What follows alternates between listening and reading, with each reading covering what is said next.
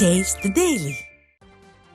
தமிழக மக்களுக்காகவே வாழ்ந்து மறைந்த இதய தெய்வம் புரட்சி தலைவி அம்மா பற்றி இழிவாக பேசிய விடியா திமுக அமைச்சர் தாமோ அன்பரசனுக்கு முன்னாள் அமைச்சர் ப வளர்மதி கடும் கண்டனம் தெரிவித்துள்ளார். இது தொடர்பாக அவர் வெளியிட்டுள்ள அறிக்கையில், பெண்களை, குறிப்பாக அரசியலில் இருக்கும் பெண்களை இழிவுபடுத்தி பேசுவதையே வாடிக்கையாக கொண்ட கருணாநிதியின் வழி வந்தவர்களிடம் நாகரிகத்தை எதிர்பார்க்க முடியாது என குறிப்பிட்டுள்ளார். கருணாநிதியின் கயமத்தனமான சொல்லாடல்களுக்கு அன்னை இந்திரா காந்தி முதல் யாரும் தப்பியதில்லை எனவும், பெண்களின் புடவையில் ரத்தக்கரை படிவது சாதாரணமானது என்று ஏகடியம் பேசிய கருணாநிதியின் தொங்கு சதை வழிவந்த அன்பரசன் வாயிலிருந்து துர்நாற்றம் வீசுவதில் ஆச்சரியமில்லை எனவும் குறிப்பிட்டுள்ளார். பொதுவெளியில் செல்லும் போது சற்று கவனமாக செல்லுங்கள் என குறிப்பிட்டுள்ள ப வளர்மதி, உங்களின் நாளாந்தர பேச்சை கேட்டு மக்கள், குறிப்பாக பெண்கள் கொதித்து போயுள்ளார்கள் என்றும், தமிழ்நாட்டில் அமைச்சராக இருப்பதற்கான தகுதியே இல்லாத முதல் நபர் அன்பரசன் எனவும் குறிப்பிட்டுள்ளார்.